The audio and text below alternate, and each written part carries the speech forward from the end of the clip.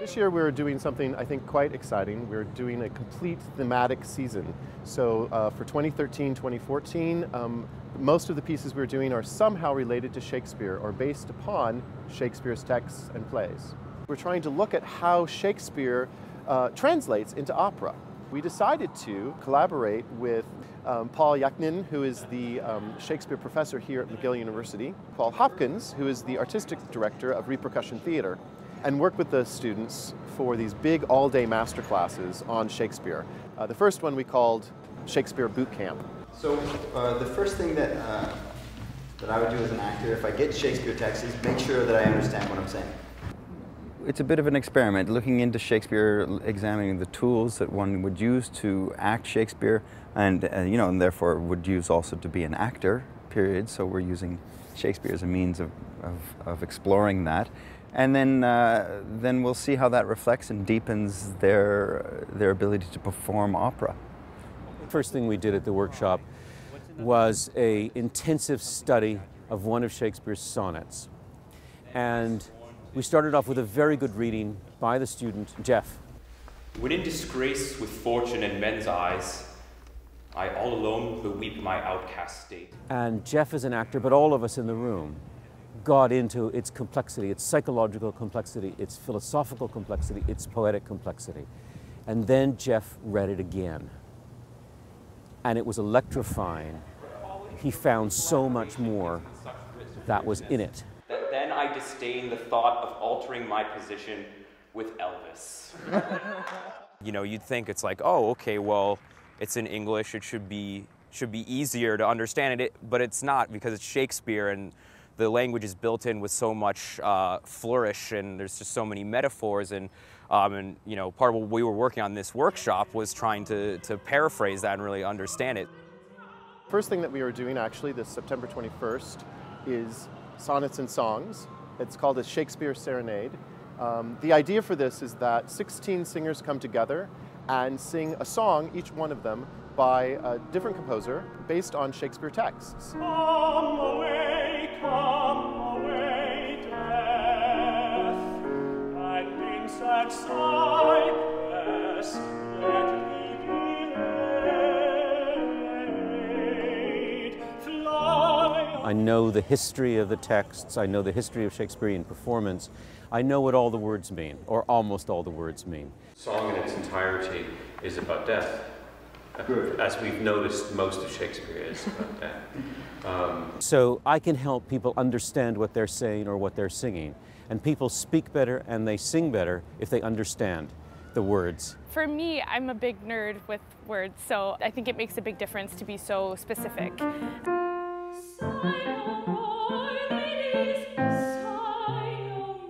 The song itself is very straightforward. It's, like men are pigs and you should just be okay with it and be beautiful and happy. Adding the two characters into the scene and speaking directly to them really helped me to feel transported to that scene. There are going to be 6 sonnets spoken in a variety of accents, actually. So we have some in what's called received pronunciation, some in modern English, one with a southern accent. What we have found is that Shakespeare verse sounds great when Southerners talk it, because Shakespeare's vowels are closer to Southern American speech than it is to modern Mid-Atlantic speech. But for their virtue only is their show. They live unwooed and unrespected fade. I was asked to recite it like a Southern beauty queen. Putting it in a completely different context brought this new meaning to it that I had not even accessed yet. The sonnets are little capsules of Shakespeare that are very effective in teaching the tools of Shakespeare. And what you can do is then you play with the iambic pentameter and speaking verse and the punctuation, but it's only in 14 lines. And then sonnets aren't part of a play, so then you create the imaginary circumstances around the sonnet, which you could just come up with on your own. I was the first guinea pig for teaching iambic pentameter. In weeks, but bears it out even to the edge of doom. The humanity of Shakespeare's iambic is living in the breadth of that iambic beat. And the consequence has been that the sonnets as a whole have become the highlights of the show for me. Opera and Shakespeare are a great combination. First of all, because they both have tragedies and comedies. The world is filled with Shakespeare-inspired operas. They both seem to explore universal themes and epic stories. They both have the ability to be over the top, perhaps.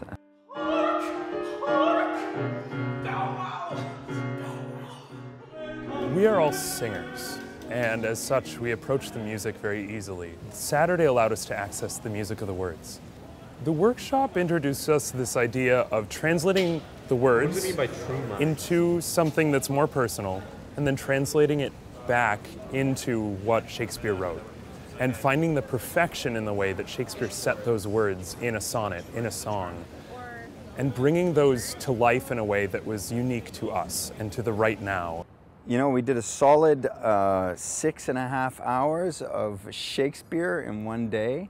I was amazed, actually. They were engaged the whole time. It's just so cool to see different disciplines coming together, and it's so inspiring, and to look at something from a different viewpoint is such a gift. This year is really like, they hit it out of the park this year. I get to learn about what happens when an art form changes from one modality, theater, to another, opera. And I get to see what happens when people start to exchange skills with each other across the boundary that separates art forms. Opera's never about the day nothing happened. Because Shakespeare's art is poetry, which is something I study, but Shakespeare's art is also music, it is dance, it is movement, it is acting, it is all these things, and that's what we're trying to recapture with this project. It's the academic mixed with the artistry that's really taking this to the next level, and I think it's going to be something that's really exciting this year. I think one of the other things that the themed year is providing is an opportunity for students to really dive deeper. The students in Opera McGill feel connected between the productions. When they go and see one show, it's informing their show. It's informing their work. It's informing their research. It's informing their performance. And that's what we're supposed to be about here at McGill, I think.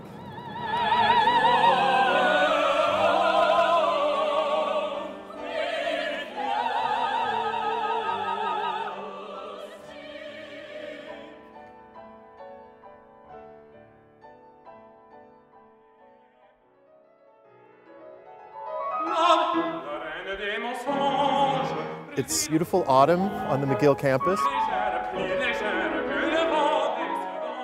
The students are working very hard on the next production, Giulio Cesare, Julius Caesar.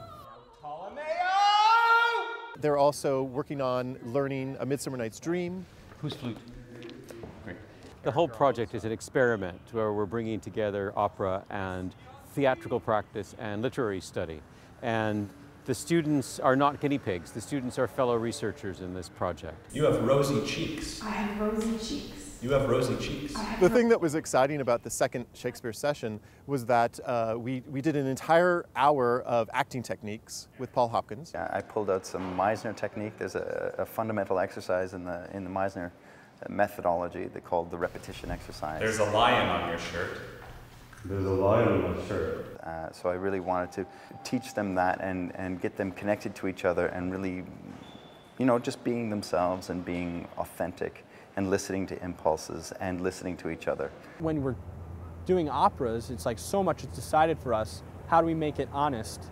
And using the Meisner technique is a great way to make your work really honest. We're so inside of ourselves because we have to deal with the music, the rhythms. At the same time, we have to deal with the conductor that often we forget about the person we're acting with. Good acting is listening. It's paying attention to the other person on stage.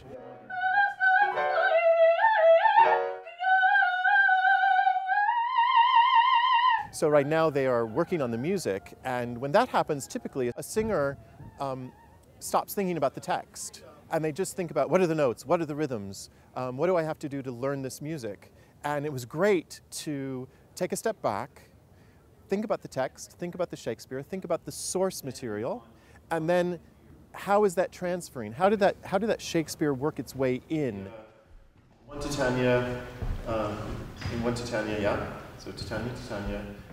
We split them into two groups, so we actually staged two groups doing the exact same scene, very fast and sloppy, and also very quick interpretation.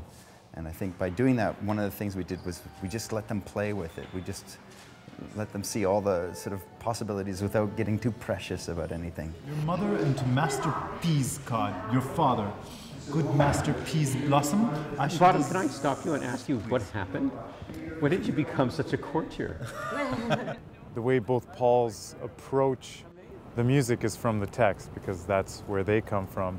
And this is really what we're supposed to do as well before we get into the music. Usually with opera monologues or something like that, the aria is 3 or 4 times longer. Like, be kind and courteous, you can say that in 20 seconds. We moved right away into 2 scenes that the students are going to be performing in public over the course of the next semester. And being angered puffs away from thence, turning his face to the dew-weeping south. The first scene was the Queen Mab, or Queen Mab, soliloquy, and which is also an aria by Gounod.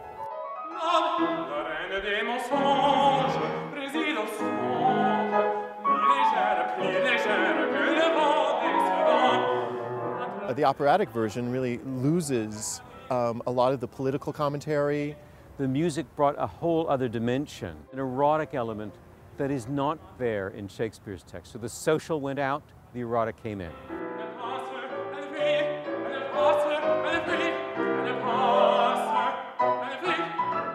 I feel like there's got to be a way to do it so that he like comes up with this concept of an ass head. Yeah, something like, for example. Shakespeare's text is not a set of instructions. It is in fact a voice, a person with whom one enters into an extended, deep conversation. And the work on the Shakespeare play to make the play sing is a process of dialogue with Shakespeare. There were a couple of great discoveries. For instance, when Kevin Delaney was doing his flute little excerpt,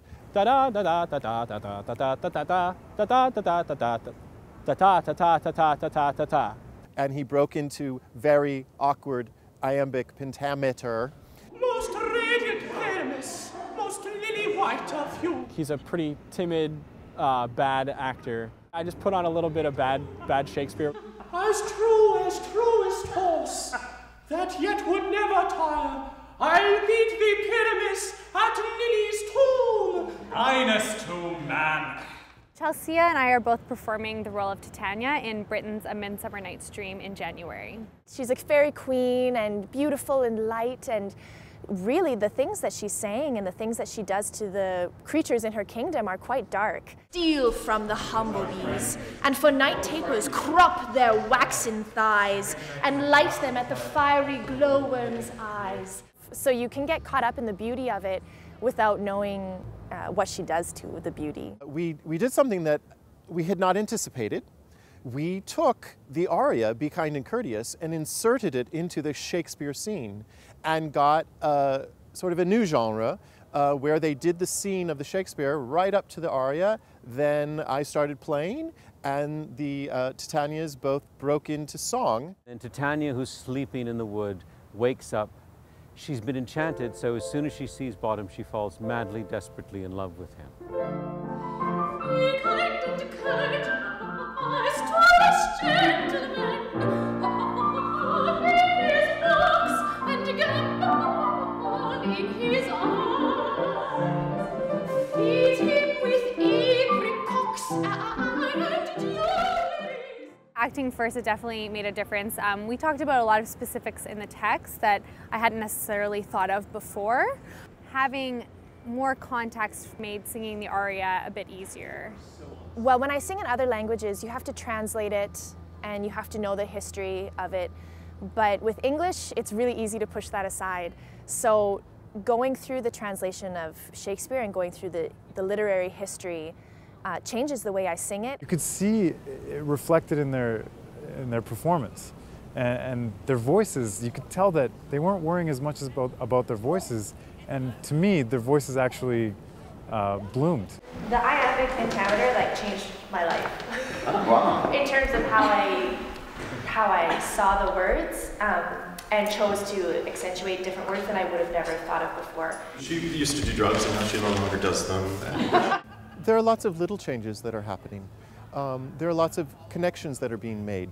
Working on music and trying to become an opera singer is connecting lots of dots, a lot of dots. And some acting techniques, Shakespeare's source material, or any sort of literary text as source material, those are a bunch of dots. And what's great is to see the students not just connecting the dots, but loving the process of connecting those dots. We're all nerds for all this stuff, you know? We love working and getting into it and trying different things out. It's a lot of fun.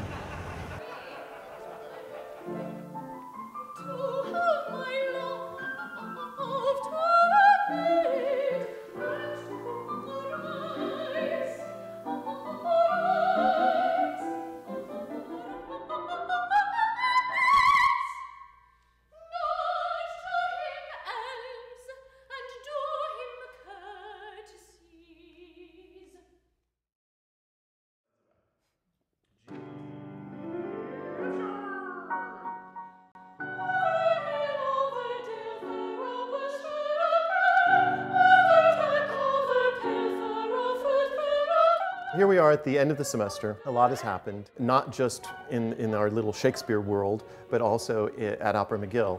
We opened and closed Giulio Cesare. We did a double bill of The Telephone and La Voix Humaine. And I've been really busy with the cast of A Midsummer Night's Dream, coaching all the roles. This is the time where the students really get into the score. Because we have to get down to how do we count this, 1, 2, 3, 4, 5, 1, 2, 3, 4, 5, and really making some very tricky musical sections work. Then we can take back everything that we've been working on textually throughout this semester and put it all together so that rehearsals in January will be all about the staging and how do we get from point A to point B, and how will my character develop as I move from point A to point B. Met by moonlight. We're midway through our Shakespeare Saturdays right now, this exploration of academia, opera, and acting technique. And you saved the life of a shrew, that's like terrible. With Paul Yachnin taking care of the academia, and Patrick, of course, covering the opera, and myself covering acting technique. Applaud the line, do it. This institute that I direct, the Institute for the Public Life of Arts and Ideas, one of our missions is to bring the creative arts together with scholarship.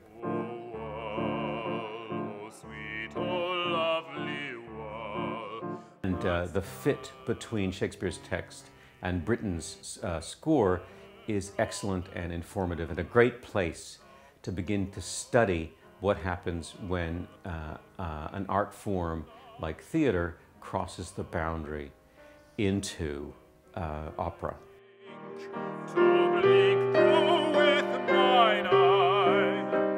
A Midsummer Night's Dream is a magical story, of course, because it's a love story between Oberon, the king of the fairies, and Titania, the queen of the fairies. The play is this wonderful story of love set right, and of how madness and erotic fury and animality can bring peace and happiness to human beings, and to fairies, by the way. It's not like Love Actually the movie, but how Love Actually the movie follows all these different characters and culminates in everybody kind of getting together. That's what A Midsummer Night's Dream is, in many, many ways. But it's so hard for her to not say something. You know that feeling when you're like, I'm not going to say anything, yes I am. The students have this tremendous facility with complex texts. They're very, very quick to understand very complex, nuanced elements of Shakespeare's texts. And my task is to drive them even further. My name is Dimitri Katatakis, and I'm playing Demetrius, funnily enough, in Midsummer Night's Dream. So I'll be playing the role of Hermia, one of the four lovers, and she's the one that basically gets shunned by everybody in the middle of the opera, thanks to the love potion. Demetrius loves Hermia, but Hermia really does not care for Demetrius a whole lot. You know, the text work we're doing, and the text work that Paul is doing also, is showing them that every single word has a world inside it. And there's a kind of hunch here, or a bet, that understanding things deeply will make performances better. I really love the study of the language and seeing how Shakespeare uses particular phrases and things like that to turn it. So it's really interesting to have that side by side with a very serious acting technique. Paul Yachnin is absolutely amazing.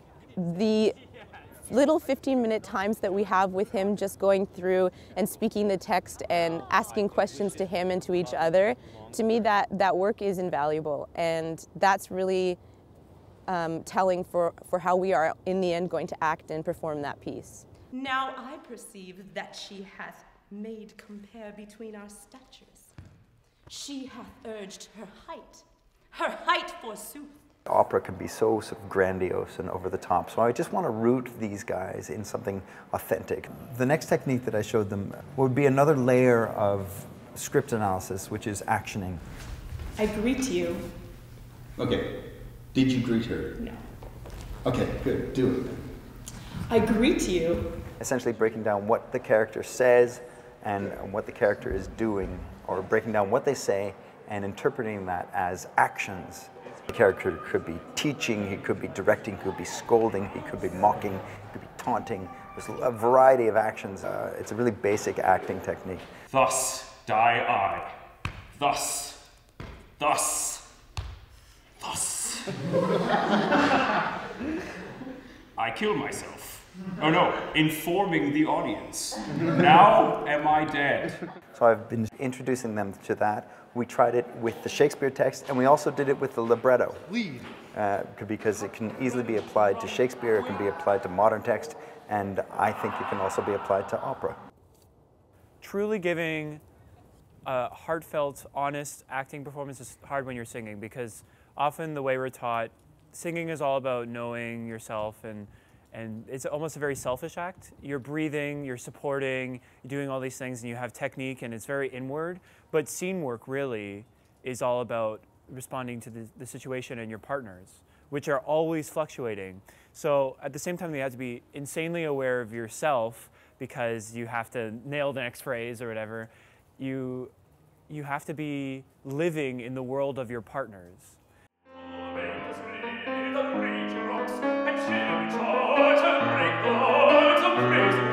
What Benjamin Britten does musically is just phenomenal. He gives us a parody of opera.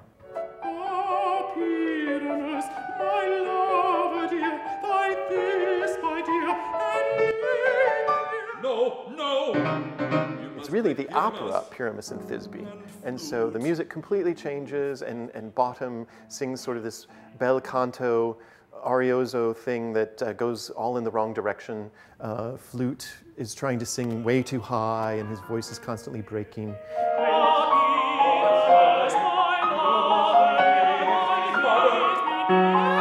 I can't wait for Andrew Bizantz, who is our conductor, to get into the pit with the orchestra, and for the lights to go down, and for that those magical chords that happen from G major, sliding up to F sharp major, sliding down to G major, because it transports you to a completely new world.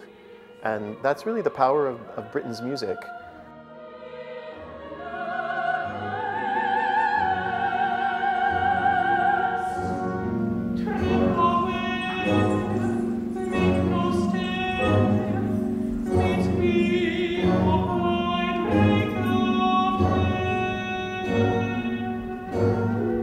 It's really a new beginning for these Shakespeare sessions that are happening. A Midsummer Night's Dream has closed.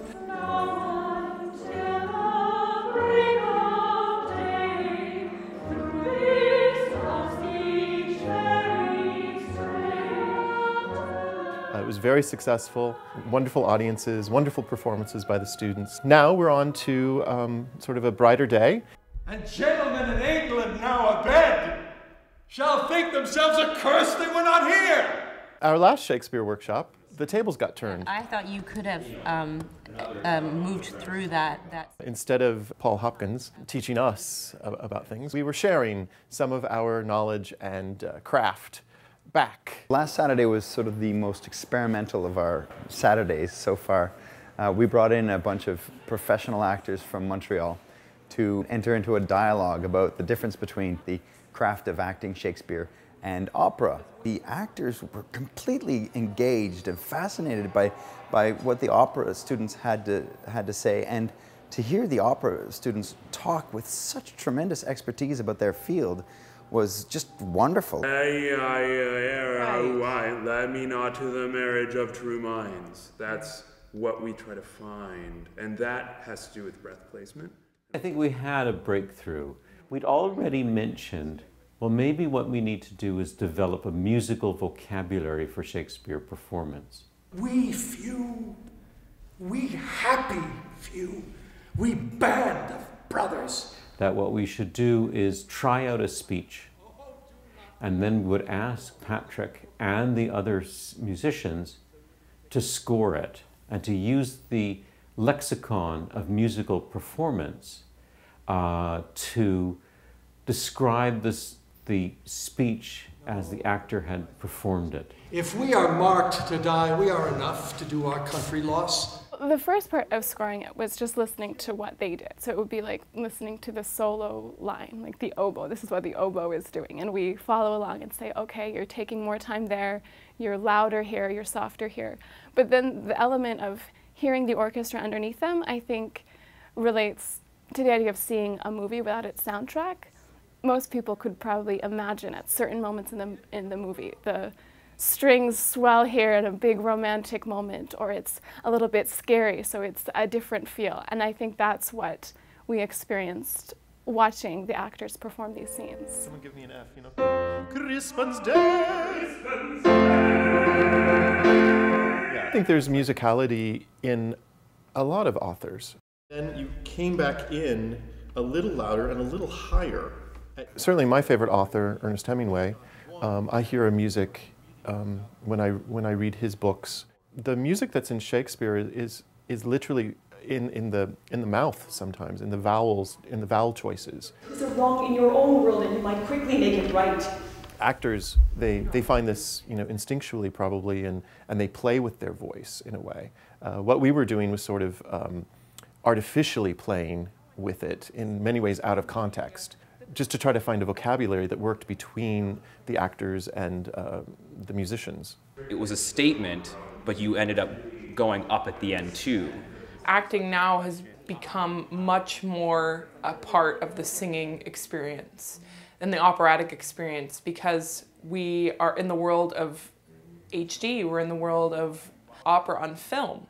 Patrick and the other musicians began to suggest to the actor new ways of developing the speech by using musical ways of thinking about performance. And then someone will go, doo doo. And the speech grew and got better. It got more interesting. It got more deliberate as the actor worked with the musicians to musicalize Shakespeare's speech. So that was, for me, and I think for all of us, a breakthrough moment. Crispian shall ne'er go by from this day to the ending of the world.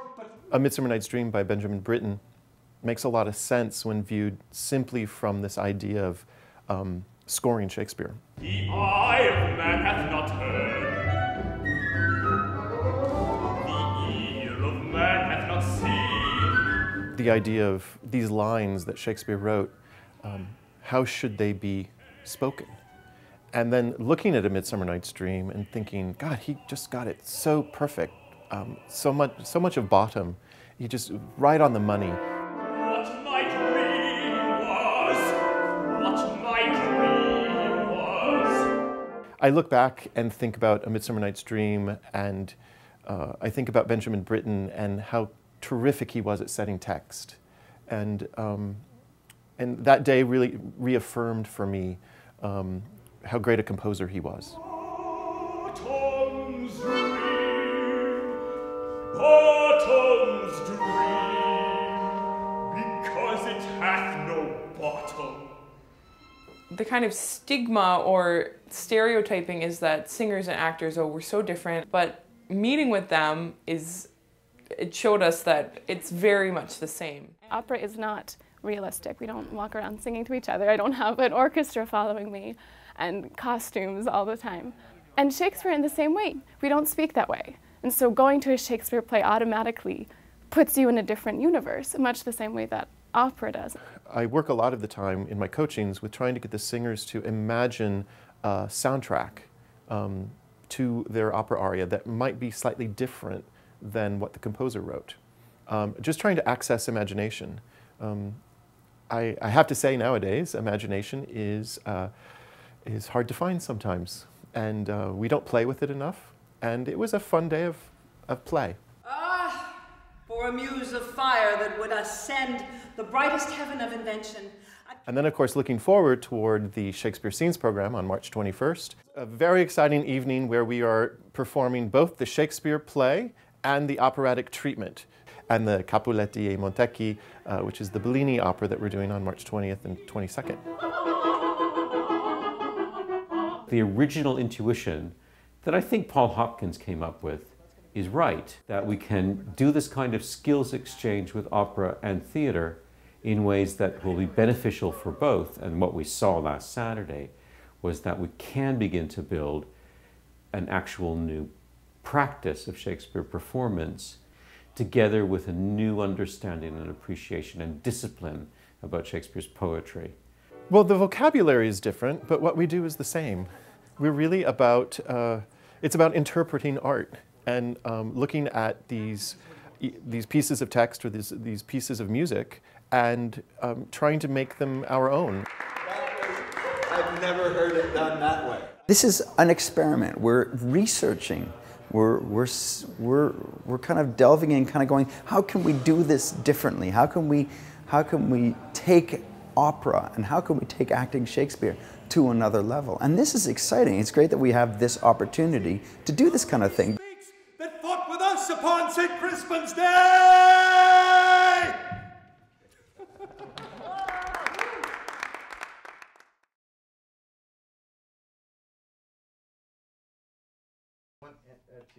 One. Quello tra i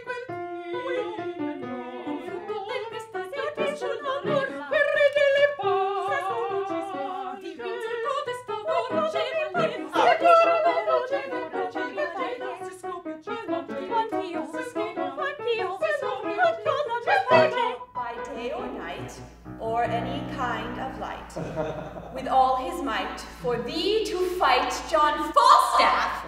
Building on what we've already done, the last session kind of put up a tower on top of the foundation we built. We were quite surprised by how quickly the structure is going up. If the whole piece is in 4, it would be like a bar of 3. Da, da, da, da, da.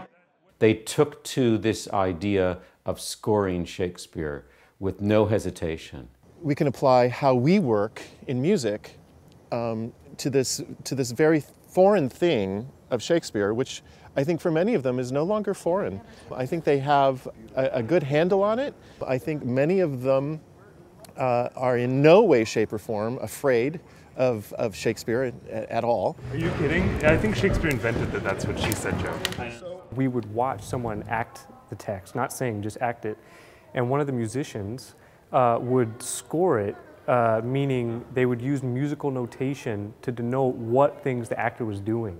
You can have some vulnerability, I think, and the pitch can rise. And then the person writing it would show the actor, show them what they're doing, and maybe add things that they could do, maybe add a forte or put more dynamic, make the tempo different. I've never tried thinking of text in a musical way. I've done the opposite a lot. We're always trying to bring more realism to our singing, but to think that you could connect the two from the other direction and bring musical gestures into just the text on its own is kind of exciting, and it makes it feel a little less distant. For revenged I will be, as sure as his guts are made of pudding! Mistress Page! By approaching the Shakespeare text as a piece of music, it gave access to the opera singers to approach it with a vocabulary that they already understand. Speak once in thy life, if thou beest a good mooncalf. I think it gives, especially musicians, an easier way to dive into Shakespeare. Actors can get into this kind of drone almost, in a sort of a typical Shakespearean style of acting. And instinctively, I think we all know what that is. We see it and we go, oh, they're doing Shakespearean acting. But Shakespeare is much richer than that generic Shakespearean acting. It has all the life, all the variety, all the pacing differences. It has all the tone and shifts. All that stuff exists in there because he is amazing. Why, then 'tis time to do it. Hell is murky. Fie, my lord, fie. The three professional actors who came with Paul are finding tremendous benefits and potential in the practices that we are developing. So I think we're on our way to actually creating something new. I think we actually have to put together a kind of handbook. Whether we publish this commercially or put it online, I think we put together some of the video material we have so that people can see it in action. We put together the kind of set of terms that Paul and Patrick are developing. We have to provide guidelines for actors who want to experiment with this. I'm not sure about how we're going to do this, but I think we have something, and I don't think we want to let it go. I think we want to develop it and make it available.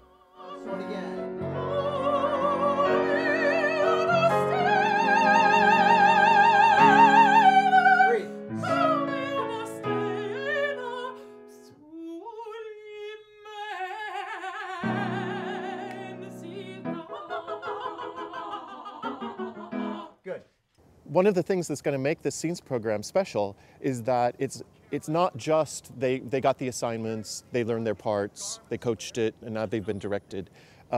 They've all taken part in these wonderful sessions on Saturday through the fall and through the winter, and they are going to bring all of that to this program. I know of no other opera program that's looking at trying to connect the source material and present it on the stage at the same time or the same evening that you're presenting the operatic treatments of that source material. And I've wanted to do this for many years, and I'm very excited about it. I'm really proud, frankly, that Opera McGill is able to connect and collaborate with Repercussion Theatre and with Paul Yachnin and the Institute for Public Life of Arts and Ideas in the way that we have. They suddenly go really high up and then suddenly be really low down because they're, the drunkenness. Normally, opera singers get to sing and, maybe speak a few lines here and there if they're doing a Zauberflöte or if they're, doing a Carmen with dialogue, but they don't really get the chance to just stand up there and act. Oh, look. Methinks I see my cousin's ghost, seeking out Romeo that did spit his body upon Repier's point. Stay, devils! Stay! No one has known this until we started this project, that Shakespeare, in fact, is writing music all the time. Only we lost the ear to hear it. And the work that we're doing with the students is giving us the ability to hear Shakespeare's music. Romeo, Romeo, Romeo. Here is drink. I drink to thee.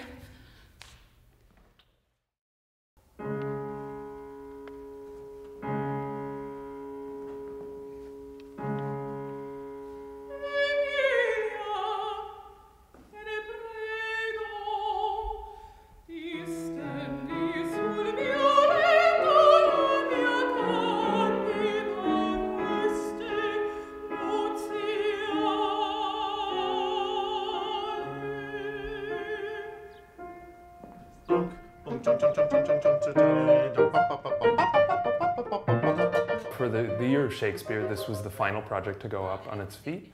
This was an opportunity for us to synthesize all the work that we'd been doing in the Saturday Shakespeare sessions. Drawn by a team of little atomies across men's noses as they lie asleep. The whole concept was that we would reenact Shakespeare scenes spoken and then show the operatic adaptation.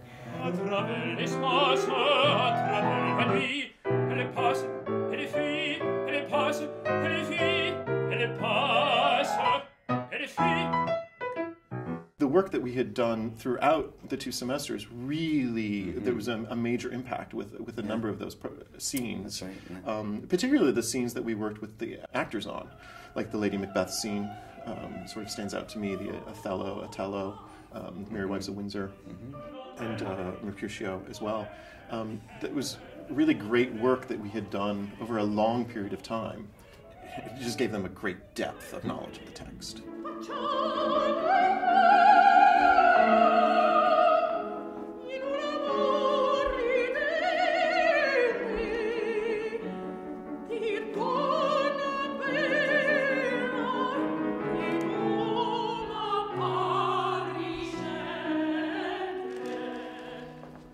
Actors who knew the opera scene were bringing in their interpretation due to their scene into the acting. The opera was creeping into the scene. There were a number of people in the audience who had never been to an opera before, and they were enchanted by the opera performances. I've never listened to opera, I've never gone to see opera, I know nothing about opera. This was really a class act. And I think that it had to do with the ways in which the Shakespeare theater, which they did know, helped to frame and clarify the opera and tuned up their ability to hear the opera in a way that they would never have had if they hadn't had that side-by-side effect. In my case, it was German. Maybe a couple of people speak German, but the majority had the opportunity to understand what the scene was about, and then they could see us interpreting it in a slightly different way, but they actually got more out of it because they knew where it was coming from.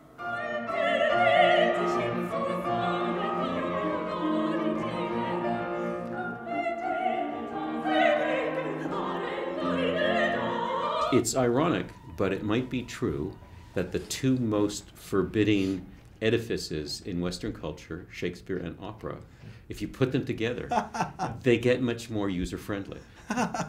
They do. They do. So we have totally learned this throughout these sessions, throughout this experience. We've learned this in the course that Paul and I have been teaching. It's like pitting Godzilla against, what's the other monster in the Japanese? Mothra. Right. And it turns these really scary things into something you just like to watch. Let's see what happens if they go head to head. And I do love thee. Therefore, go with me. I'll give thee fairies to attend on thee, and they shall fetch thee jewels from the deep. After one of our sessions, I took Titania's aria, Come Now, a Roundel, into an audition, and I was auditioning for the role of Titania. And after I finished, the director kind of looked at her paper for a while and then looked up at me and said, I've never seen Titania played that dark before. Usually everyone plays her bubbly and happy and just fairy-like. Because I had just been in the session, I was like, well, not all of her text is in this aria, and all of the things that she does say are really quite dark. I'm looking forward to seeing how we might apply some of the lessons, and we'll be going into Shakespeare in the Park this summer.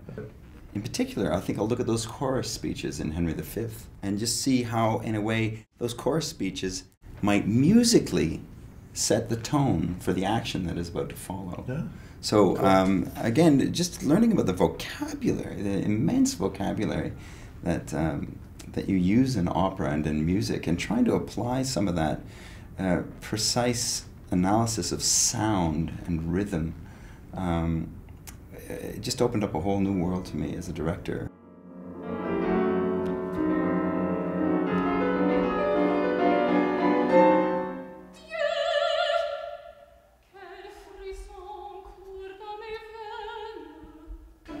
Opera, because there's a lot of distractions. You got the distraction of the conductor and the orchestra down in the pit. You have, the distraction of the costumes and the lights and the sets. That can all take away from the emphasis on any sort of dialogue one might have with Gounod. Yes. But we learned very clearly that that dialogue is integral to really being able to stand up there, as Sara did with the Poison aria, and give it her all, because that Poison aria I have seen over and over again in auditions for 30 years, and I've never seen anything like that. Wow, wow. Yeah. It was spectacularly done.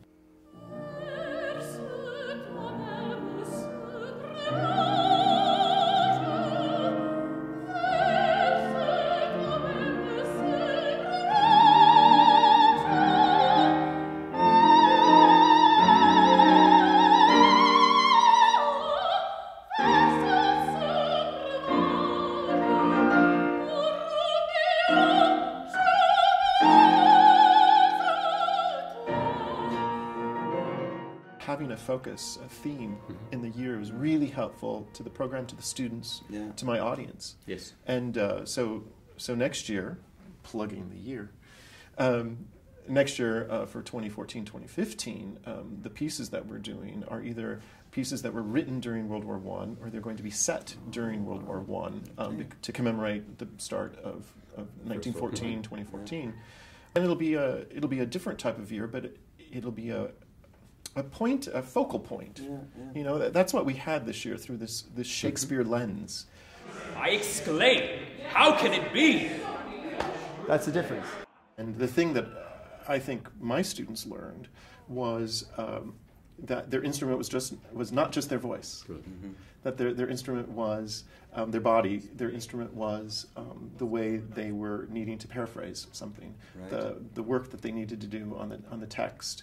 The communication between people, and so the instrument kind of grew. There's been a lot of talk right now about the future of opera, because we have a number of opera companies having problems, both here in Canada and down in the United States, and sort of the future of the art form and what has to happen to the art form to make it viable to continue. Theater and opera can really learn from each other. Perhaps co-productions where, you know, if one was doing A Midsummer Night's Dream, to look for a theater group that might want to do the play and either market them together or piggyback on top of each other. Opera is not dying. We just have to get more creative about how we do things, where we do things, who we invite, how we present things to people, because this is our future, and if we want to keep doing it, we need to get on that train.